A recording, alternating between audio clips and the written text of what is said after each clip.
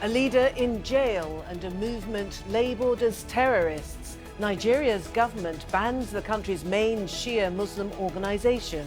Critics are drawing parallels with how Boko Haram was treated before it evolved into an armed group. Could the crackdown provoke a new conflict? This is Inside Story.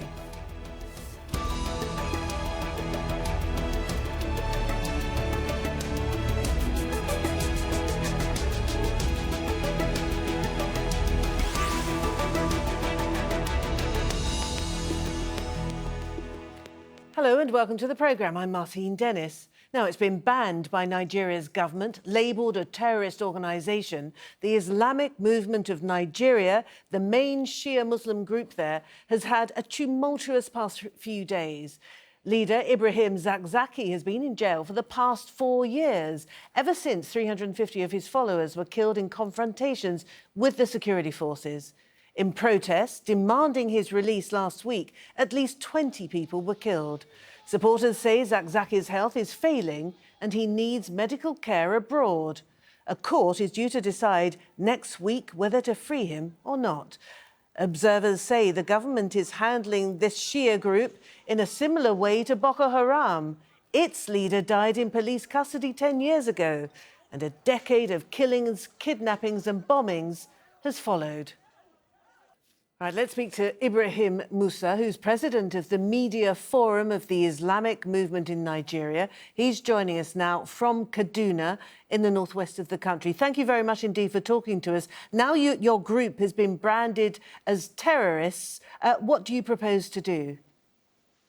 For now, we are considering the situation and possibly we are going to court to challenge that ban order because we believe that order runs contrary to the constitutional provisions of Nigeria, namely that of freedom of association, freedom of religion, and freedom of expression. But the government claims that you are violent as a group and that your protests are often unruly. We are not violent. Anybody who knows the Islamic movement under the leadership of Sheikh Zakzaky knew that we have not been carrying arms in a history of over 40 years. And even in the last peaceful protest we did in Kaduna, in Abuja, nobody will claim that we carried arms. It is always the police and the army that carry arms to shoot us whenever we come out peacefully. And why do you think the army and the security forces generally are responding in this way to your movement's protests? We believe probably they want to kill our leader, Sheikh Zakzaky, number one. Secondly, they also want to create an insurgency in the name of the Islamic movement, while nowhere in this world is there any insurgency in the name of Shia Islam. The Shia don't subscribe to terrorism, so they are trying very hard, especially the military, to create an insurgency group from what they currently did in banning us and labeling us as terrorists. So what would be the point? What would be the justification then for the government to try to create what you're describing as another insurgency? You know, insurgency in Nigeria is a money-gobbling, so to say, threat to the military. You know, the military is very corrupt. Even recently, there was a GOC who was arrested after it came to light that R1 billion has been found in his possession. And that is why they are trying to create another insurgency. This Boko Haram insurgency has got billions of dollars. And they are not satisfied. They are trying to ban a peaceful movement like ours to turn it into an insurgency group. What do you say to those people who accuse your organisation of being, certainly of being inspired by, of being led by even, by Iran? No, we are not being led by Iran. What I can categorically say is that we share the same Islamic ideology, that of Shia Islam. And even in the movement, it's not only the Shias that are in the movement. There are Sunnis. In fact, we have sympathizers almost across the divide in Nigeria. There are some of us in the southeast, some in the southwest, and most of them in the northern part of the country. So we are not being led by Iran per se. We believe it's just like the Sunnis and who are allegiant or who are being sympathized by Saudi Arabia and the rest of them. So just to clarify then, your next move is to challenge this designation handed to you by the government through the courts, using the judicial process. Yes, we will try to explore because we believe we are not terrorists and will never be terrorists. This is the only option left for us, and we'll explore it to the fullest, God willing. Ibrahim Musa, thank you very much indeed for taking the time to talk to us.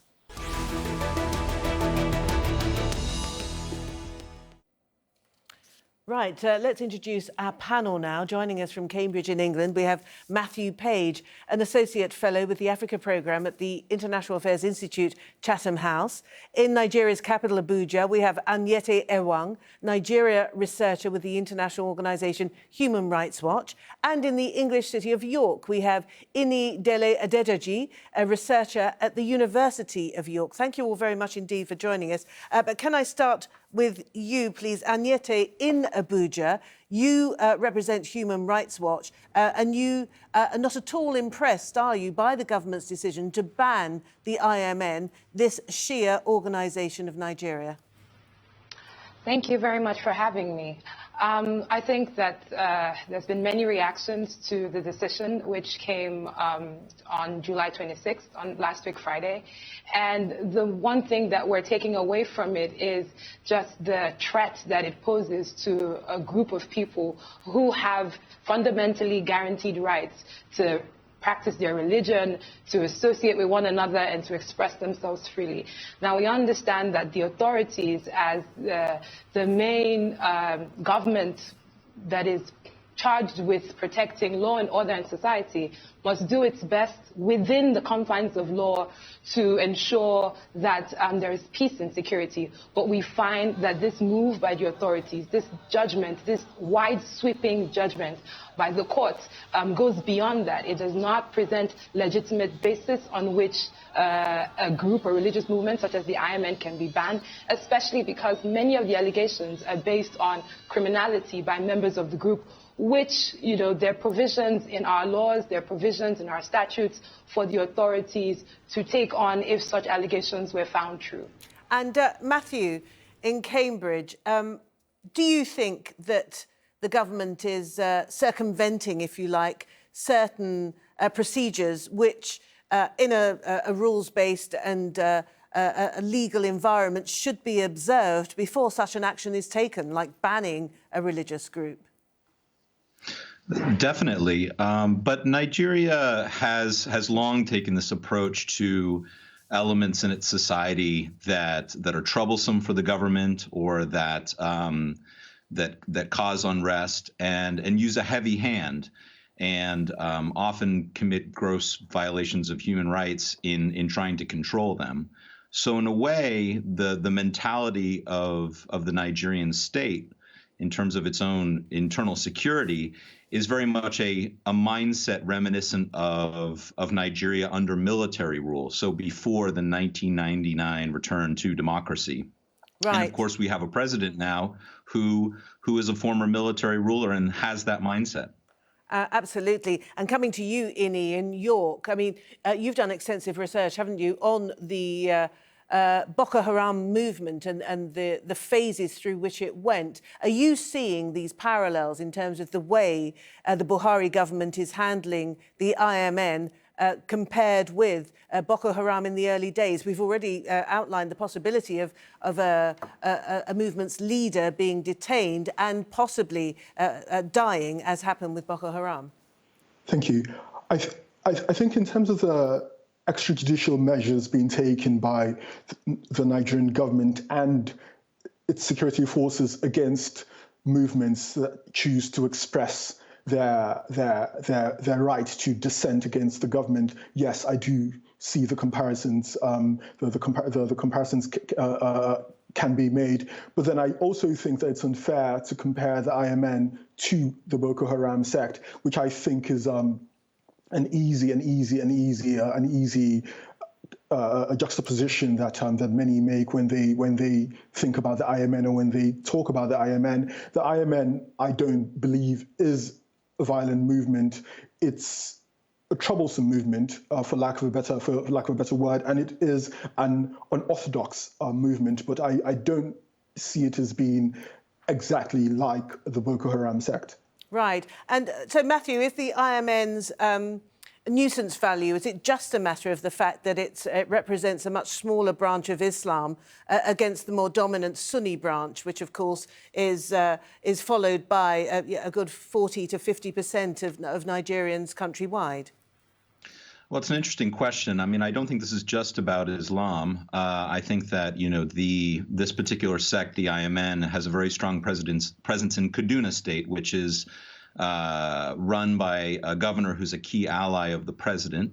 And when he came in office in 2015, the Sheikh Zakzaky and his followers were basically a thorn in the side of him and also many other what we would consider traditional northern power brokers, people who in many ways aligned behind Buhari and ensured his election in 2015. So to some extent, this is about settling scores against someone who's been a political radical in Nigeria for 3 decades, and someone who sort of had enjoyed thumbing his nose at a northern elite that very much feels that it has the right to predominate in the north and also in the country at large. Right. And Nyete, I mean, is it too simple to suggest that a movement such as the IMN develops traction, if you like, fundamentally as a consequence of failure of government to provide basic services, to provide security, to provide opportunities for the local community?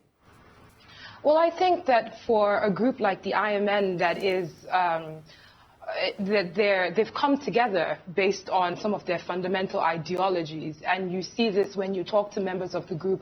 They're very stoic in their beliefs and in their understanding of what their beliefs are.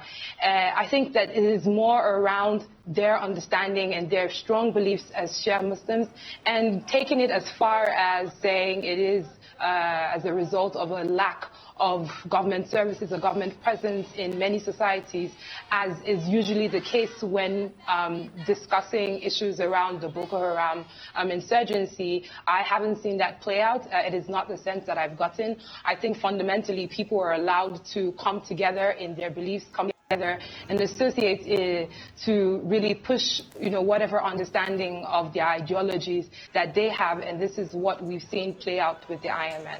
Right. And Inni, so is it a question then of the government or the authorities or the elite, if you like, playing fast and loose with the judicial process? Because I understand it, there is a court order in existence for the release of Mr. Zakzaky, which apparently is just being ignored, which is obviously adding much more vim, if you like, to his supporters and their determination to come out in protest for his release.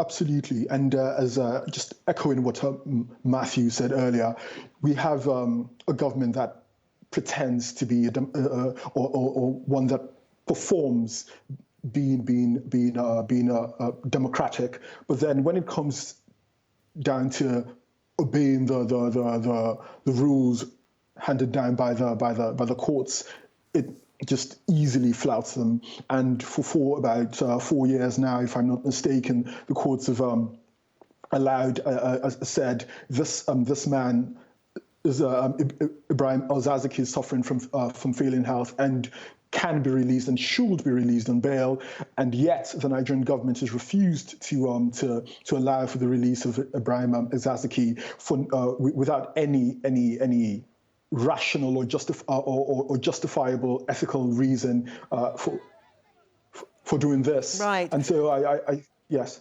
And so, I mean, what you're all saying, Matthew, you're all agreeing that this is being mishandled in one way or another by the authorities. Matthew, this could possibly come back to bite the government, whoever happens to be in office, couldn't it?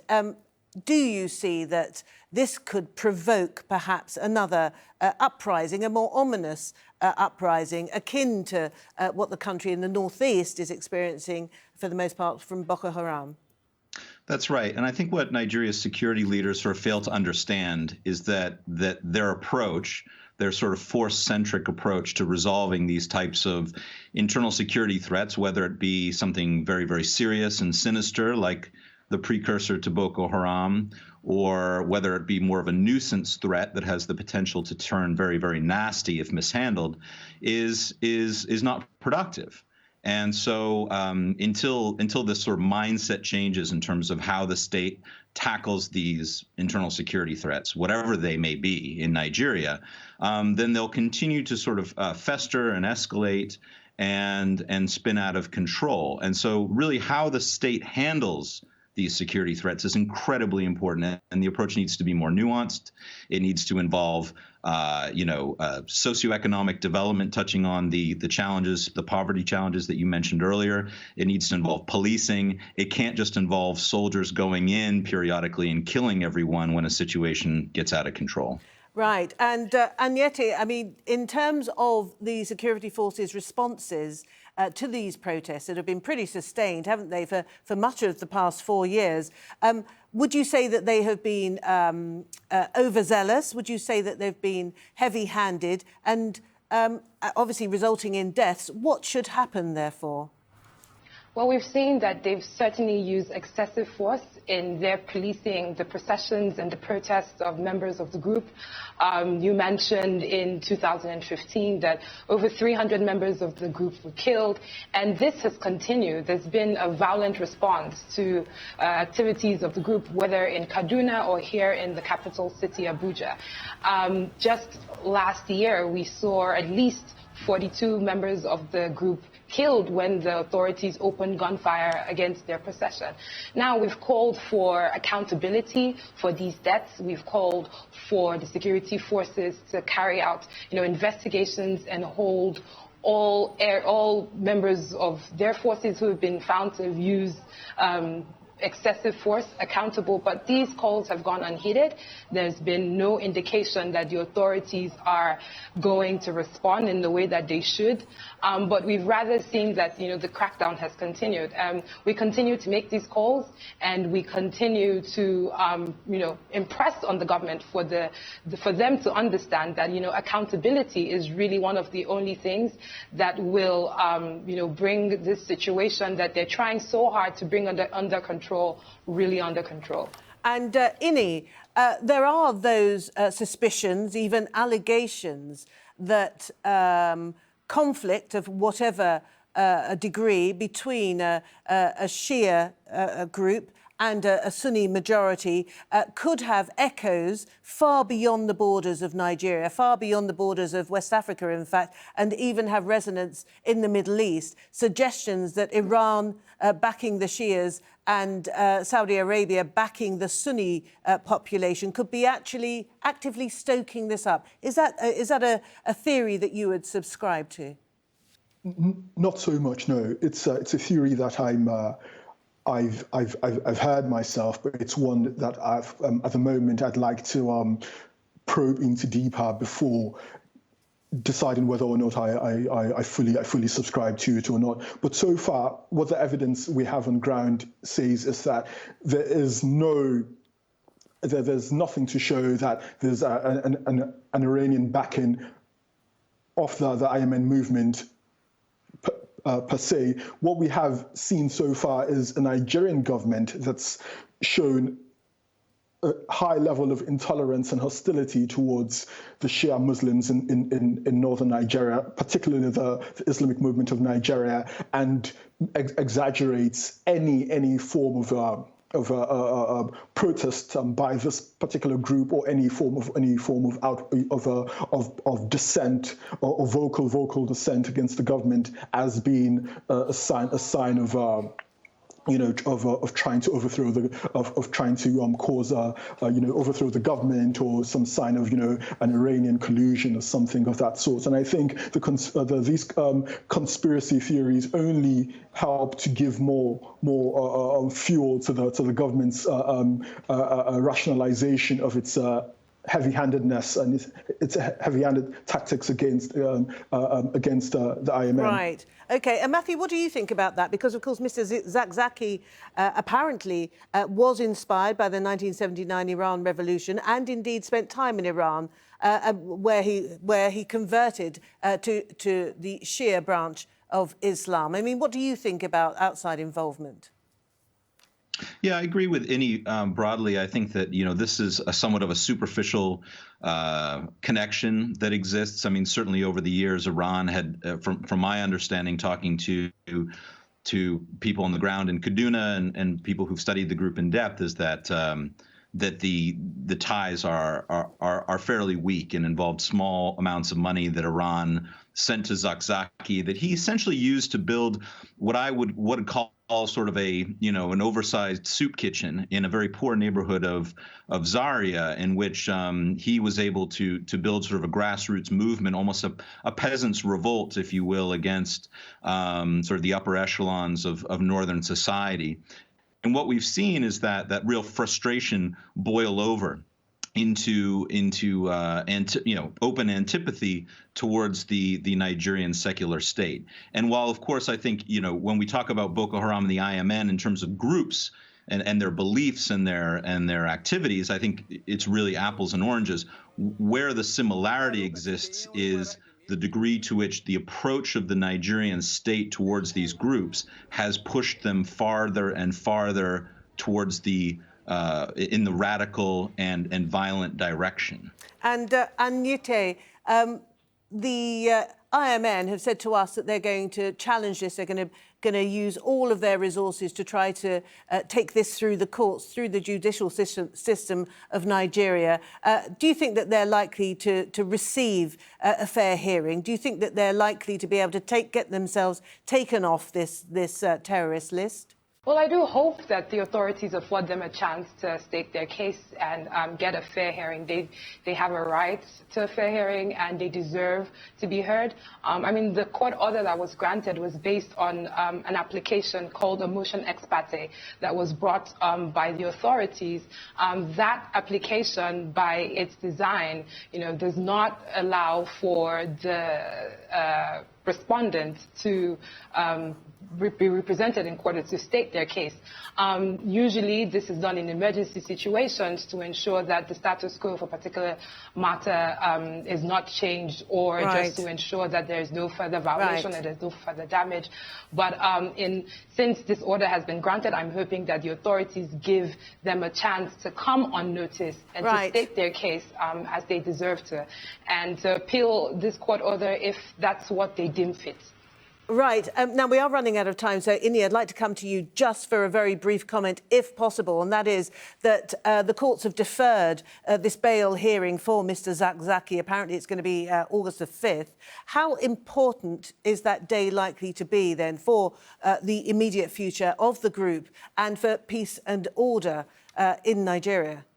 I think if anything, it's more important for the Nigerian government than it is for the IMN, in terms of the Nigerian government needing to prove that there's still there's still a semblance of moral fortitude somewhere there, that they can still do the right thing by the Nigerian citizenry, essentially. The Ibrahim Zakzaky has been imprisoned for about 4 years now, and his followers have not transmogrified into a radical armed insurgent movement like Boko Haram. And so I'd like to imagine that an extra week in prison, or even 4 more years, will not change the IMN. Also, the former deputy leader of the IMN, Mahmoud Turi, was killed about 4 years ago as well by men of the Nigerian army, and still the IMN did not transmogrify into an armed insurgent movement. So I'd like to imagine that it's more on the Nigerian government to do the right thing next week than it is on the IMN. Thank you all very much indeed. Inni Dele Adedoji talking to us from York, Anyete Ewang from Abuja, and Matthew Page in Cambridge. Thank you all very much. And as ever, thank you for watching the programme. You can see it again anytime you like by going to the website, aljazeera.com. Should you want more discussion, there's always our Facebook page. That's facebook.com/AJ Inside Story. And there's the Twitter sphere. Handle is @AJ Inside Story. I'm @Martine Dennis. So from me and the whole team here in Doha, it's bye for now.